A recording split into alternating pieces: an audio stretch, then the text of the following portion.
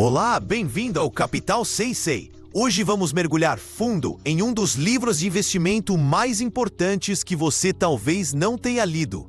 Grandes Erros, os melhores investidores e seus piores investimentos, de Michael Batnick. Exploraremos os erros catastróficos cometidos por figuras lendárias como Benjamin Graham, Warren Buffett e até mesmo especuladores brilhantes como Jesse Livermore. Não se trata de apontar o dedo, trata-se de entender que até os deuses das finanças são humanos e seus fracassos nos oferecem as lições mais valiosas para proteger e fazer nosso próprio dinheiro crescer. Sempre que possível, respondemos as perguntas nos comentários. Aprender sobre investimentos é uma jornada e ouvir sobre experiências do mundo real, tanto sucessos quanto fracassos, é incrivelmente valioso para todos. Então, por favor, sinta-se à vontade para comentar com suas perguntas, compartilhar um erro do qual você aprendeu ou apenas nos contar suas ideias. Isso nos ajuda a construir uma comunidade onde todos podemos aprender uns com os outros. A ideia central do livro de Michael Batnick é ao mesmo tempo aterrorizante e libertadora. Todos, e eu quero dizer todos, cometem erros enormes ao investir. A diferença entre as lendas que constroem riqueza geracional e aqueles que fracassam não é que as lendas são perfeitas. A diferença é que eles aprendem com seus erros, estruturam suas finanças para sobreviver a seus erros e nunca, jamais, cometem um erro tão grande que os tire do jogo para sempre. Pense nisso da seguinte forma: tornar-se um grande investidor não é como se tornar um ginasta de pontuação perfeita. É mais como se tornar um marinheiro experiente.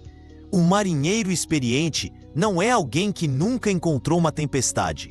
É alguém que passou por dezenas delas. Sabe como ler o céu, como recolher as velas e, o mais importante, como manter o navio flutuando quando as ondas estão quebrando no convés.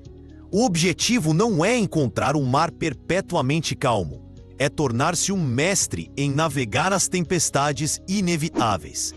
Vamos começar com o professor do próprio mestre, Benjamin Graham. Graham é amplamente conhecido como o pai do Value Investing e foi mentor de Warren Buffett na Universidade de Colômbia. Ele literalmente escreveu o livro sobre análise de valores mobiliários. Você pensaria que um homem como este estaria imune a perdas devastadoras, certo? Errado. No período que antecedeu o grande crash de 1929, Graham era um gestor de dinheiro jovem, brilhante e muito bem-sucedido. Ele era tão bem-sucedido que começou a usar uma ferramenta que destruiu mais fortunas do que qualquer outra coisa: a alavancagem. Alavancagem significa simplesmente usar dinheiro emprestado para investir. Se você tem $10 mil e pega emprestado outros 10 mil, agora você controla $20 mil em ativos. Se seus investimentos subirem 10%, você ganhou $2 mil sobre seus 10 mil originais, um retorno de 20%. Fantástico! Mas e se eles caírem 50%? Seus $20 mil agora valem 10 mil.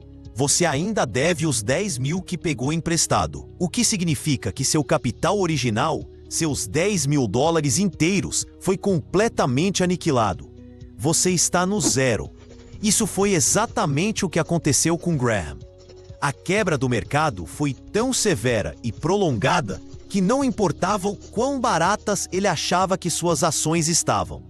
A venda forçada, que vem com uma chamada de margem, quando sua corretora exige que você coloque mais dinheiro ou eles vendem suas ações no pior momento possível, o liquidou. Ele perdeu quase 70% de seu capital. Foi uma experiência brutal e esmagadora. Mas é aqui que vem a lição. Esse fracasso não apenas ensinou uma lição a Graham, ele forjou toda a sua filosofia. Das cinzas desse fracasso, ele desenvolveu seu princípio fundamental, a margem de segurança. Ele jurou nunca mais ficar à mercê da loucura do mercado ou do telefonema de um credor. A margem de segurança é uma ideia simples, mas profunda. Significa apenas comprar um ativo quando seu preço de mercado está significativamente abaixo da sua estimativa de seu valor intrínseco. É como um engenheiro estrutural projetando uma ponte. Se a ponte precisa suportar 10 toneladas, o engenheiro não a projeta para suportar exatamente 10 toneladas. Ele a projeta para suportar 30 ou 40 toneladas. Essa enorme folga, essa é a margem de segurança. Ela protege você de erros de cálculo.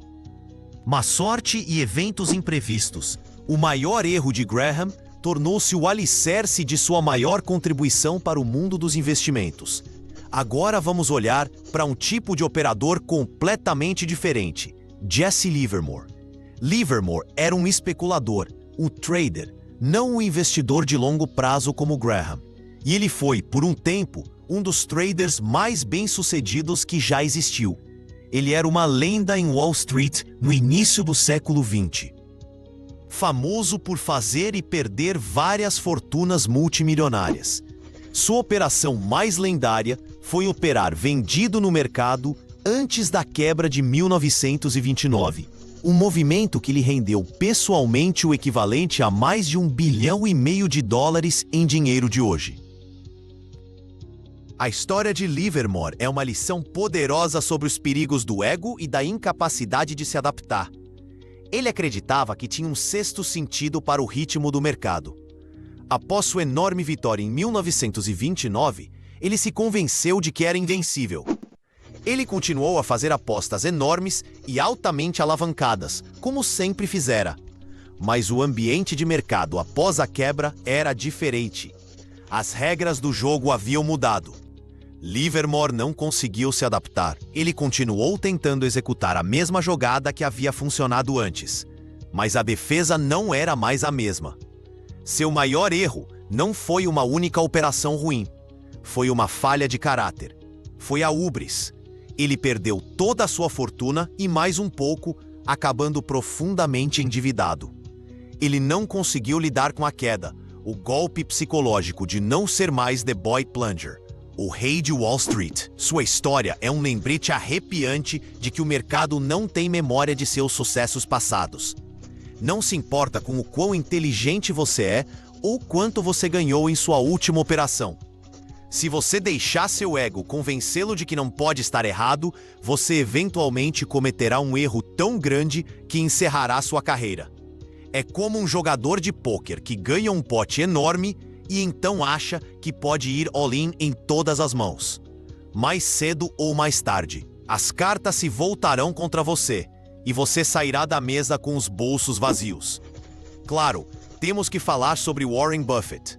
As pessoas o veem como o infalível oráculo de Omaha, mas o livro de Batnick destaca um erro crucial que o próprio Buffett chama de um erro de muitos bilhões de dólares. Não foi comprar uma ação que caiu, foi comprar uma empresa inteira que foi a zero. Em 1993, a Berkshire Hathaway comprou uma empresa de calçados chamada Dexter Shoe. Na época, parecia um bom negócio com uma marca forte e uma vantagem competitiva durável. Buffett estava tão confiante que pagou $433 milhões pela empresa. Mas aqui está a parte crítica do erro. Ele não pagou com dinheiro. Ele pagou com ações da Berkshire Hathaway. Pouco depois da compra, a vantagem competitiva da Dexter evaporou. Sapatos mais baratos de concorrentes estrangeiros inundaram o mercado. E o negócio da Dexter entrou em colapso, eventualmente se tornando inútil. Então, Buffett essencialmente trocou um ativo maravilhoso, as ações da Berkshire, por um sem valor. A verdadeira dor desse erro é o custo de oportunidade. O próprio Buffett calculou que as ações da Berkshire que ele deu valeriam bem mais de $10 bilhões hoje. Pense nisso. Ele não perdeu apenas $433 milhões. Ele perdeu todo o crescimento futuro que aquelas ações teriam gerado. Esta é uma lição de nível superior para os investidores. Um erro não é apenas sobre o dinheiro que sai da sua conta. é também sobre os ganhos potenciais que você perde. É um lembrete de que como você paga por um ativo é tão importante quanto o que você paga por ele. Usar suas próprias ações de alta qualidade como moeda é como trocar um card de novato do Michael Jordan por um bilhete de loteria. O bilhete pode até ser premiado, mas você acabou de abrir mão de um futuro membro do Hall da Fama garantido.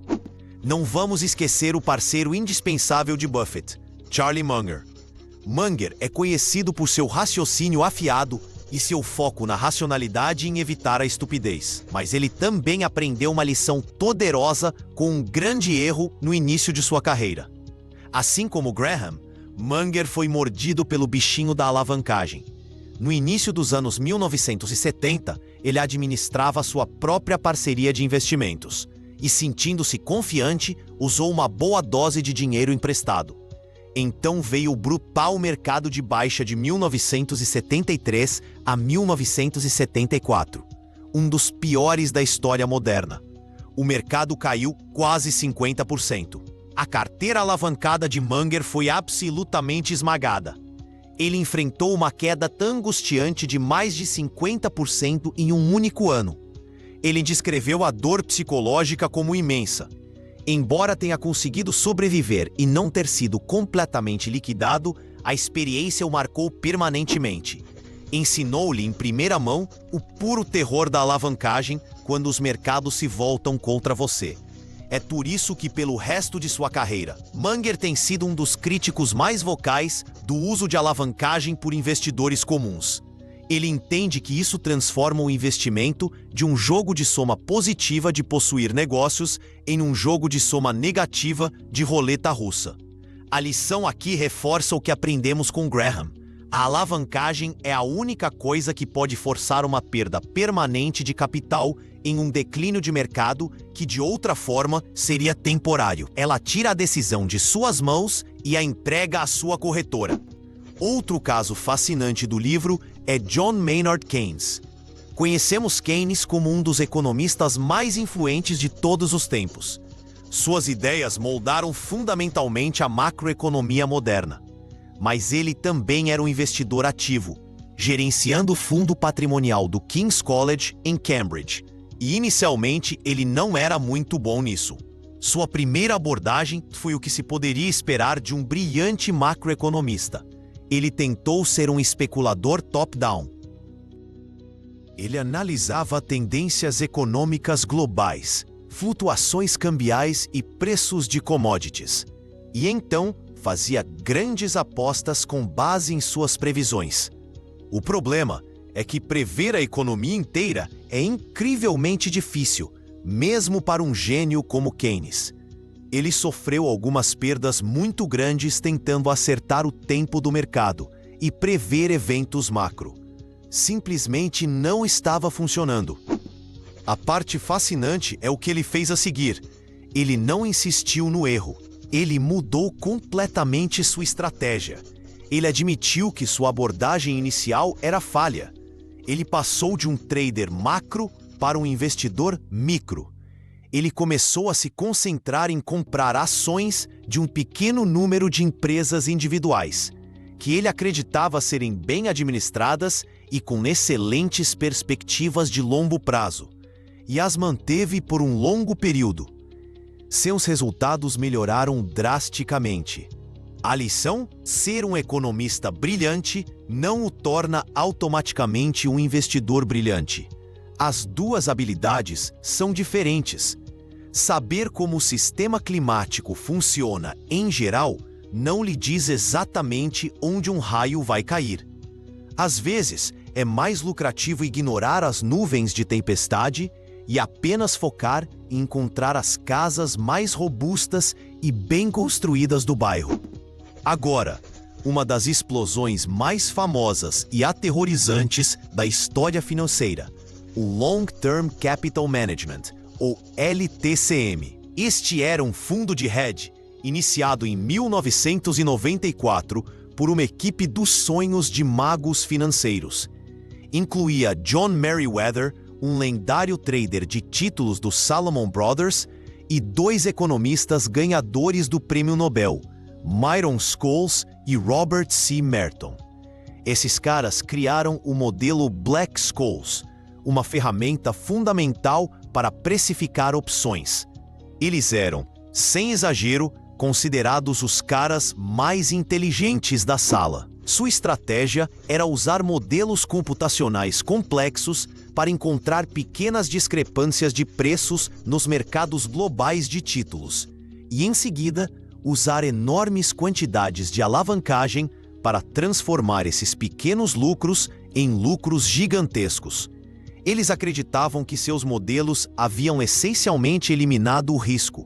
Estavam tão confiantes que para cada $1 de capital próprio, eles pegavam emprestado e investiam mais de $25. A alavancagem era astronômica. Por alguns anos, funcionou como um encanto, e eles geraram retornos incríveis. Mas seus modelos foram construídos com dados históricos e assumiam que os mercados sempre se comportariam dentro de certos limites estatísticos. Em 1998, a Rússia deu calote em sua dívida governamental. Este foi um evento cisne negro, um evento que era considerado tão improvável por seus modelos que era estatisticamente impossível. Foi um evento de 6 sigmas, algo que deveria acontecer uma vez a cada poucos milhões de anos. Mas aconteceu. Este único evento causou uma reação em cadeia. Investidores em todo o mundo entraram em pânico e fugiram para os ativos mais seguros, fazendo com que as discrepâncias de preços nas quais o LTCM estava apostando se alargassem drasticamente em vez de se fecharem. Com sua enorme alavancagem, suas perdas aumentaram a uma velocidade aterrorizante. Em questão de semanas, o fundo perdeu mais de $4,6 bilhões e estava à beira do colapso. A situação era tão grave que o Federal Reserve teve que orquestrar um resgate de um consórcio de bancos de Wall Street para evitar que a falência do fundo desencadeasse um colapso financeiro global. A lição do LTCM é talvez a mais importante de todo o livro. Modelos financeiros não são a realidade. O mundo real é infinitamente mais complexo, caótico e sujeito ao pânico humano do que qualquer planilha pode capturar. Acreditar que você tem um sistema que não pode falhar é a maneira mais segura de projetar uma falha espetacular. É como construir um navio inafundável. O orgulho precede a queda, e em finanças, quanto maior o orgulho, mais alavancagem está envolvida e mais catastrófica será a colisão com o iceberg. Batnick também inclui um exemplo maravilhoso e não tradicional: o grande autor americano, Mark Twain. Twain era um escritor brilhante, mas um investidor empresário verdadeiramente terrível. Seu maior erro foi sua obsessão por uma máquina chamada Page Compositor. Era uma máquina de composição tipográfica incrivelmente complexa, uma maravilha mecânica com mais de 18.000 peças, projetada para automatizar a composição de jornais. Twain ficou apaixonado pela invenção e por seu inventor. Ele acreditava que isso o tornaria mais rico do que todos os seus livros juntos. Ele investiu toda a sua fortuna e a herança de sua esposa no projeto ao longo de muitos anos. Ele ficou cego pela história, pela pura elegância da tecnologia. Ele ignorou as realidades práticas. A máquina era complexa demais, propensa a quebrar e incrivelmente cara de produzir. Enquanto Twain afundava todo o seu dinheiro nesta máquina bonita, mas falha, uma invenção mais simples e prática chamada máquina Linotype chegou ao mercado. Ela fazia o mesmo trabalho, apenas de forma menos elegante, mas era muito mais confiável e barata. A máquina Linotype tornou a Page Compositor obsoleta antes mesmo de ter a chance de ser vendida. Twain foi à falência e teve que fazer uma turnê mundial de palestras para pagar suas dívidas. Seu erro foi se apaixonar por uma narrativa. É uma armadilha comportamental clássica. Ficamos tão envolvidos em uma boa história, uma tecnologia revolucionária, um fundador visionário, que esquecemos de fazer as perguntas difíceis e chatas. Isso é um negócio viável? É rentável? Existe um concorrente mais simples que vai superá-lo? Para um exemplo mais moderno, vamos olhar para o gestor de fundo de hedge Bill Ackman e seu infame investimento na Valeant Pharmaceuticals. Em meados da década de 2010, Ackman fez uma aposta massiva e altamente concentrada na Valeant.